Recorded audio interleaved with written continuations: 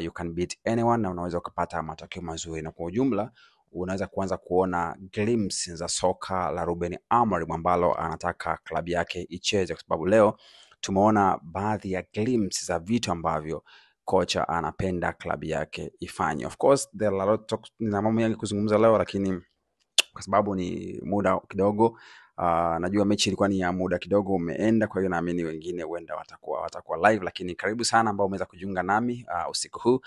Ningependa kupata maoni yako kuhusu mchezo na jinsi ambavyo umekuwa, na maoni yako kuhusu Rasmus Hojlund na goli alilofunga, lakini pia kuhusu Alejandro Garnacho na Mr Manchester United, kiwango bora kabisa kutoka Bruno Fernandes, ambaye mimi naamini sasa hivi Mr Manchester, kwa sababu nafikiri bila yeye huenda tusikikuwa tunatamba. Anazidi kuonesha kwa nini yeye ni captain na kwa nini yeye anastahili kuwa Mr Manchester United. Na mengi kuzungumza kuhusu kiwango cha Diogo Dalot pamoja na Christian Eriksen katika upande ule wa kushoto, lakini pia na jambo pia la kuongea kuhusu injury ya Hayden Heaven, ambayo ni habari mbaya ambayo tumepata katika mchezo huu, na baadhi ya outtake, lakini pia nitakupitisha kwenye baadhi ya takwimu muhimu ambazo unapaswa kujua zimetokea baada ya mchezo huu kukamilika. Karibu sana, twende pamoja tupitie maneno machache kuhusu mchezo huu ambao Manchester wamepata goli 3-0 dhidi ya Leicester City. Kwamba kabisa namba nikwambie kabisa kwamba baada ya mchezo huu hakutakuwa na mchezo mwingine hadi mwezi Aprili tarehe 1, ambapo tutaenda kumenyana na Nottingham Forest katika uwanja wa City Ground katika mji wa Nottingham. Na maanake ni kwamba kutakuwa na international break, alafu katika ile wiki inayofuatia sisi tumeondolewa kwenye FA Cup, kwa hiyo hatutakuwa na mchezo wowote, kwa ni kama tunapumzika wiki mbili na tunakuja kucheza tarehe 1 dhidi ya Nottingham Forest. Ni jambo zuri kwa sababu unapoenda kwenye international break ukiwa na ushindi wa goli 3-0 inakupa moto mzuri wa kuweza kujipanga vizuri kuja kuendeleza hiyo momentum ambayo unaipata baada ya kupata ushindi katika mechi muhimu kama leo. Lakini ikiwa umepoteza mchezo kama leo alafu unaenda kwenye international break itakuwa ndefu sana, kwa sababu unatamani kurudi ili kuweza kuona kama unaweza kupata ushindi. Kwa hiyo nafikiri kupata ushindi katika mechi kama hii ni jambo muhimu ambalo tunalihitaji, hasa kuelekea katika mchezo unaofuata ambapo tutakuwa na Nottingham Forest. Sawa, nitaka kuanza kuzungumza kuhusu kiwango cha Eriksen na Diogo Dalot, ambao niliona kama walipoa sana katika ule upande wa kushoto wakati wa mechi inaendelea, hasa katika kipindi cha kwanza ambapo niliona kama vile walipitia wakati mgumu sana. Niliona walikuwa too sloppy.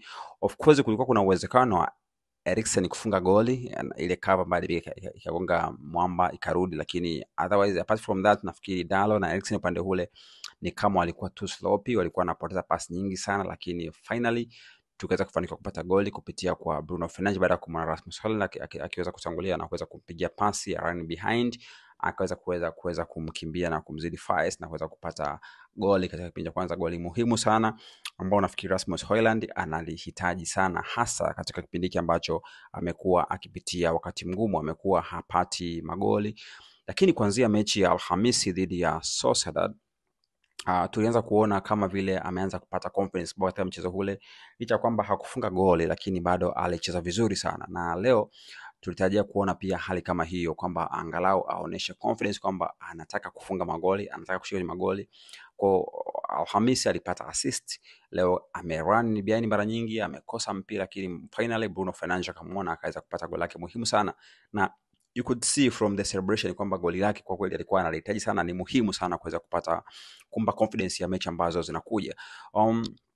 Ukichana pia na goli hilo pia amekuwa ni mtu muhimu kwa jinsi ambavyo anacheza, order play imekuwa ni nzuri, na nafikiri hilo goli litamfanya aweze kurudi katika ubora wake ambao tulimsajia akiwa nao, kwa sababu kama unakumbuka katika msimu wake wa kwanza Rasmus Hojlund alianza vizuri sana kabla ya kupata injury, na msimu huu ameanza vibaya pia baada ya kuingia kwa kutokea injury, lakini pia baada ya kubadilisha makocha na vitu kama hivyo, lakini otherwise amekuwa na nafikiri mtu ambaye ana kipaji ambacho tukimpa nafasi anaweza bado akaonesha ubora kwa kiwango fulani. Niandikie maoni yako hapo chini, nitapitia baada ya session hii. Jambo lingine ambalo ningependa kuongelea jinsi ambavyo Garnacho anazidi kuonesha ubora wake kwa upande wa kulia. Nilisema jana nafikiri jana ujuzi nilisema kuhusu jinsi ambavyo Ruben Amorim anajua kufanya profiling ya wachezaji vizuri sana, na umeona kabisa kwamba toka Garnacho amecheza upande wa kulia anakuwa na madhara zaidi, na leo amezidi kuonesha hilo.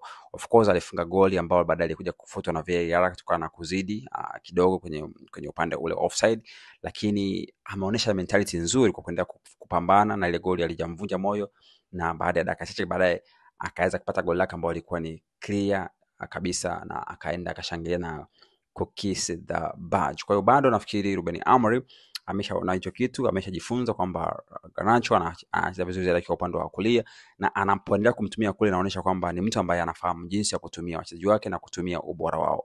Joshua Zexi pia alipoingia anacheza nyuma ya mshambuliaji, bado unaweza kuona kwamba anafanya vizuri zaidi akiwa nyuma ya mshambuliaji. Kwa hiyo ni jambo jema sana kwamba angalau Ruben Amorim anajua jinsi ya kutumia wachezaji wake katika pande ambazo wanafaa na kuweza kupata the best out of them players. Kitu kibaya zaidi ambacho kimetokea katika mchezo wa leo, ukichana ushindi goli 3-0, tumepata clean sheet. Andre Onana kulikuwa kuna taarifa kwamba huenda asicheze, lakini amekuwa fit, amecheza, kapata clean sheet, tumeshinda goli 3, point 3, tumepanda kwenye ligi mpaka nafasi ya 13. Maana yake ni kwamba ikiwa tutashinda mechi kadhaa tukafika kwenye nafasi 10 za juu, kusema ukweli itakuwa ni mafanikio kwa sababu ya hali ambayo tulikuwa nayo. Watu wengi walikuwa wameanza kutuhusisha na kushuka daraja, na kulikuwa na hiyo hofu kwamba huenda tukashuka daraja, lakini kwa hali ya mchezo unavyoendelea, kwa jinsi ambavyo ligi inaelekea mwisho, lakini pia kiwango hiki ambacho United imeonyesha mechi 2-3 kutoka mechi dhidi ya Arsenal, wameanza kuonesha kidogo dalili ya kuimprove kidogo katika style ya uchezaji na pia katika utengenezaji wa magoli yao, na wameanza angalau kuwa clinical kidogo, kwa sababu tumeanza kuona kwamba angalau tunatengeneza chances, lakini pia tuna convert hizo chances. Wakati uliopita tulikuwa na ile tabia ambayo mechi inachezwa unakuta tumetengeneza nafasi nyingi za magoli alafu tumeshindwa kufunga magoli, lakini sasa hivi angalau unaweza ukaona kwamba klabu inatengeneza nafasi za magoli ina convert. Leo tumefunga goli 3-0, ingeweza kuwa more than that, lakini at least tumefanikiwa kufunga magoli, lakini pia defensively tuko strong, tumejaribu hold on na kuweza kupata clean sheet, kwa hiyo ni jambo zuri sana. Kitu ambacho kimeniumiza leo ni Hayden Even ambaye ameongea katika debut yake kwanza kwenye Premier League, full debut, na amefanya kazi nzuri sana. Kwa mtaalamu ambaye alimwangalia, nilikuwa nikijaribu kumwangalia Hayden Even alafu nikaanza kumwazia Leny Yoro, ubora wake, nikaanza kuwaza kama vile we are set kwa miaka kama 20 ijayo inshallah tukiwa na uhai, kwa sababu ukimwangalia Hayden Even anavyocheza ukamwangalia pia na Leny Yoro, unaona kwamba ni mabeki ambao ni vijana lakini wana potential ya hali ya juu. Kwa hiyo wanahitaji management nzuri, kwa sababu kipaji inaonekana wanacho, na nafikiri Arsenal watakuwa wamejutia kumwachia mtu kama huyu, kwa sababu unaweza kuona composure hali ya juu sana. Tackle lingine anazofanya, amewin tackle leo mara 2, lakini tackle clean kabisa ambazo unaweza kuhisi kwamba kwa mtu mwingine anaweza ikawa foul, lakini it wasn't. Lakini pia ameonyesha aggressiveness, pia ni mkubwa kwa umbo na just 18, kwa unaweza kuona kabisa kwamba ni mtu ambaye anakipata msimu mmoja miwili akaanza kuongeza umri, akakuwa zaidi, akazoea ligi, akazoea klabu ya Manchester, anaweza kuwa bora zaidi. Lakini unfortunately leo hajamaliza mchezo, amepata majeraha mabaya sana, kwa sababu nafikiri baada ya kuumia pale hakuna replays zote ambazo zimeonyeshwa, na ikiwa mara nyingi ujue jeraha lake huenda likawa baya zaidi. Kwa tusubiri taarifa rasmi ya klabu itakuwaje kuhusu Hayden Even, labda huenda ikawa safari yake ya msimu huu imeishia hapa, ama labda akawa hali sio mbaya zaidi. Let's hope kwamba atakuwa na hali ambayo sio mbaya zaidi, ili angalau aweze kupanda katika mwisho wa msimu, kwa sababu kumbuka wakati huo pia Lisandro Martinez ameumia, Hayden Even ameumia, Leny Yoro ameumia, Harry Maguire ameumia, Johnny Evans ameumia. Kwa maana yake unabaki na unabaki na na Lindelof pia, ambaye pia naye karudi kutoka injury juice, labda na Mazraoui ambaye anacheza katika nafasi ya wingback wakati mwingine. Kwa hiyo ni kama upande wa mabeki unazidi kupungua, lakini kwa jumla pia kikosi kinazidi kuwa dhaifu kwa sababu ya haya majeraha ambayo yanapatikana. Kwa hiyo tumwombee Hayden Even apone, kwa sababu majeraha yake yamekuwa ni kitu ambacho kimeniumiza binafsi katika mchezo, wala ukiachana kupata ushindi. Nimefurahi pia kumuona Harry Hamas akipata debut leo, amefanya vizuri sana. Naomba kama ujiangalia mechi vizuri, naomba urudie mwishoni, kwa sababu tulikuwa tushashinda, kwa unaweza kusema kwamba alikuwa na confidence, lakini pia amepiga cross kama 2 ambazo nafikiri Dalo anaweza kadream maisha yake kupiga cross nzuri vile. Kwa hiyo Harry Hamas nafikiri pia ni katika upande wa kushoto pia anafanya vizuri sana kuliko watu wengi ambao tupo nao. Kwa hiyo upande wa kushoto kama we are set, kwa sababu tuna Patrick Dogu, tuna huyu Harry Hamas, lakini pia tuna Diego Leone ambaye atajiunga na klabu dirisha la kiangazi. Wote hawa ni ma wing back wa kushoto. Maana yake ni kwamba it's like we are set. Tunahitaji kuangalia upande wa ule wa kulia. Kwa ujumla nimesema kwamba kwenye thumbnail hapo nimesema kwamba unaweza ukaona jinsi ambavyo soka la Ruben Amorim limeanza kuonekana. Kwa nini nimesema hivyo? Nasema hivyo kwa sababu ya kile ambacho ninakiona uwanjani. Najua kuna watu mtasema kwamba leo tumecheza dhidi ya Leicester City, ambayo ni timu dhaifu. Of course ni timu dhaifu na nilitarajia kwamba tushinde mechi kama hii kwa sababu tunacheza timu ambayo ni dhaifu. Lakini kama unakumbuka, kama ni mfuatiliaji wa klabu ya Manchester, kuna mara kadhaa ambazo tumecheza na timu dhaifu kama hivi alafu tumepata shida nyingi sana, tumefungwa. Inatokea mara nyingi sana. Kwa hiyo unapoanza kutafuta shilingi 100 lazima uanze na shilingi 1. Kwa hiyo maana yake ni kwamba ikiwa unaanza kuwaonea walio dhaifu, inakuwa ni step closer kuanza kujiandaa unapoenda kupambana na timu nyingine kubwa.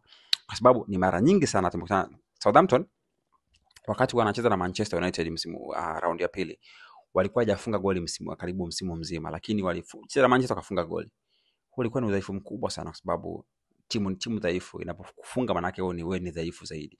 Kwa hiyo katika mechi ya leo ambayo tumecheza na Leicester ambao ni dhaifu, goli 3-0 ni kitu bora, kwa sababu unaonyesha kwamba ukikutana na mtu dhaifu angalau unaonyesha ubora wako kwa huyu ambao ni dhaifu. Kwa hiyo unaposhinda kupata ushindi dhidi ya Leicester, unategemea upate ushindi dhidi ya nani? Kwa hiyo maana yake ni kwamba hii ni positive kwetu. Lakini pia ukiachana ushindi, nataka kuona jinsi ambavyo timu inacheza. Ukiangalia magoli yote ambayo yanatengenezwa hivi yanatokea sana kwa wing backs. Na unaweza ukaona jinsi ambavyo Ruben Amorim anataka timu yake icheze kutumia wing backs wazuri sana.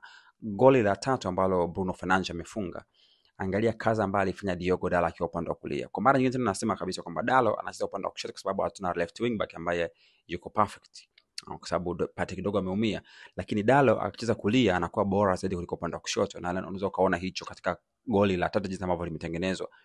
Ni wingback ameenda pembeni, amestretch uwanja, akafanya kama winga, akamvuta beki akakubali, akapiga akapiga step overs 2, beki akalala chini, akafungua space kubwa, akaanza kupiga cross nzuri sana. Alafu baadaye Bruno Fernandes akiwa kwenye edge of the box akaanza kufunga pembeni kabisa na kutoa kipa mchezaji. Kwa hiyo unaweza kaona kwamba haya magoli yote yanayotengenezwa ni magoli ya mazoezini kabisa. Maana yake hilo ni soka ambalo Ruben Amorim anataka timu yake iwe inacheza, na unaliona kwa kupitia magoli ambayo klabu inatengeneza. Nafikiri akipata wachezaji wengine ambao wanaweza kufiti kwenye mfumo wake, akapata right wing back, akapata mshambuliaji mwingine ambaye anaweza kufanya vizuri, akapata kiungo mwingine, nafikiri timu inaweza kuwa timu bora zaidi msimu ujao kuliko vile ambavyo ilivyo wakati huu. Hot take hiki nitakachokiongea sasa hivi najua kitaleta controversy kubwa, lakini mimi binafsi kwa sasa hivi, as we speak, sasa hivi siongelei miezi 3 iliyopita, siongelei miezi 2 iliyopita, naongelea as of now. Bruno Fernandes ni kiungo bora duniani. Nasubiri mnitafune, nasubiri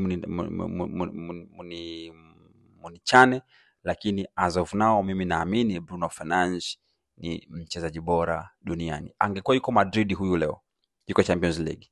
Angekuwa yuko Barcelona leo, yuko Champions League. Angekuwa yuko Man City au Liverpool, tungekuwa tunaongelea mambo ya Ballon d'Or sasa hivi tungekuwa bila Bruno Fernandes. Bruno Fernandes amekuwa ni captain wa kiwango cha hali ya juu sana. Of course kuna muda watu wanamlaumu kwa sababu anarusha mikono, anapiga kelele na nini, lakini yote haya anafanya kwa sababu anataka timu ishinde. Anakuwa na demand more of from his teammates.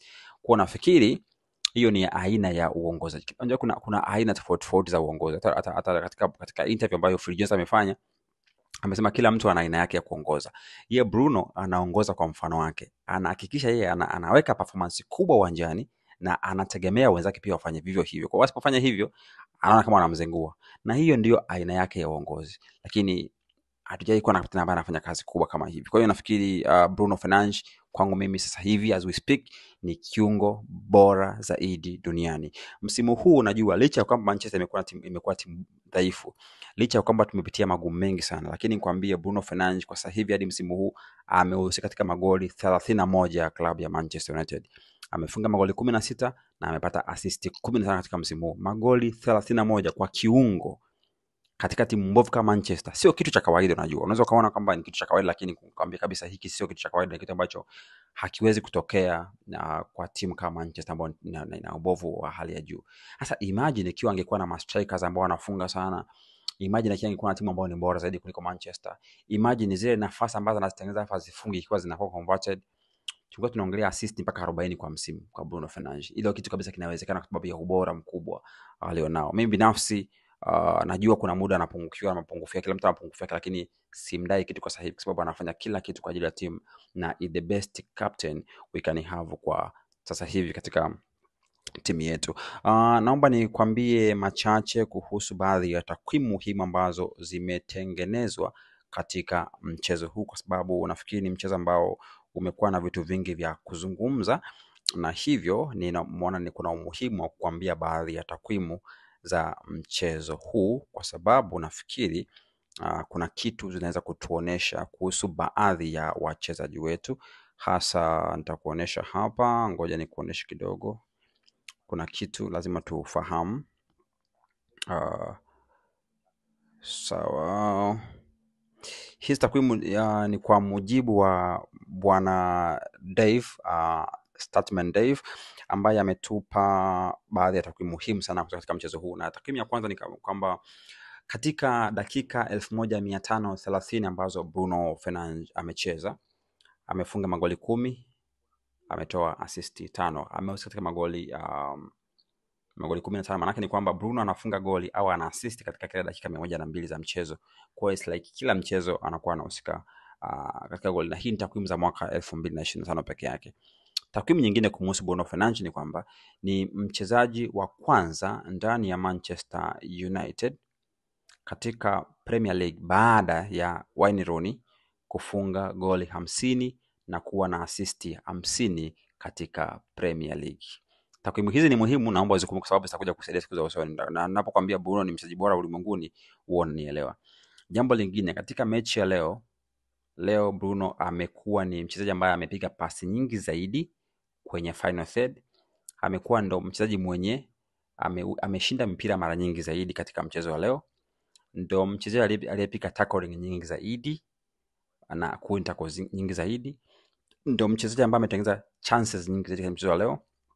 Ndo mchezaji mwenye mashuti mengi zaidi katika mchezo wa leo, na ndo mchezaji mwenye kuhusika kwenye magoli mengi zaidi katika mchezo wa leo. Kapata assist 2 na goli 1, na huyu tu ni midfielder. Hizo ni assist za leo. Naomba nikwambie pia assist za Harry Hamas.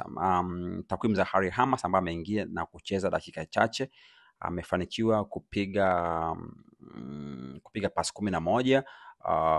Kati ya hizo pasi 10 zimeenda zimekamilika, lakini pia amefaulu kufanikiwa katika tackles alizofanya. Amefaulu kupata tackles 2 kwa ukamili zaidi, na amepiga pasi 2 nzuri kwenye final third, lakini pia ameweza kushinda mpira mmoja katika mpira ya juu ambayo alipigiwa. Unaweza kuona kwamba amefanya kazi kubwa sana, na katika ground duels zote ambazo ameshambulia ile mpira kuwania ya chini, ameshinda mpira yake yote kwa 100%. Jambo lingine muhimu naomba nikwambie kuhusu kuhusu Alejandro Garnacho. Katika historia ya Premier League ni wachezaji 23 peke yao ambao wamefunga magoli kumzidi Alejandro Garnacho wakiwa chini ya miaka 21. Sio kama umeelewa. Yaani ni hivi, katika historia ya Premier League wachezaji ambao walikuwa chini ya miaka 21 kama Alejandro Garnacho ambaye kwa miaka 21 waliofunga goli nyingi kwa umri huo kumzidi Alejandro Garnacho ni wachezaji 23 tu, na yeye bado ana miezi kadhaa kabla ya kufikisha miaka 21. Maana yake ni kwamba anaweza kusogea zaidi katika rekodi hii na kuwa mchezaji miongoni mwa wachezaji wachache sana ambao wamefunga magoli mengi kwenye Premier League chini ya umri wa miaka 21. Kwa msimu huu peke yake Alejandro Garnacho amehusika kwenye magoli 17 katika mashindano yote msimu huu, na ukilinganisha Alejandro Garnacho na wachezaji wengine katika ligi 5 bora ulimwenguni, yeye ndo winga pekee ambaye yuko chini ya miaka 20 au chini ya hapa, ambayo ana goal na assist nyingi zaidi. Ambaye anamzidi ni Lamine Yamal na Desire Due peke yake. Manake tunaongelea hapa akina Lamine Yamal ambao wanatajwa kwenye Yashin Trophy na vitu kama hivyo, ambao wanatajwa kwenye Copa Trophy, wanatajwa kuwa wachezaji bora zaidi ulimwenguni vijana, lakini Alejandro Garnacho yupo kwenye level hizo kwa sababu anaboresha namba zake kila siku.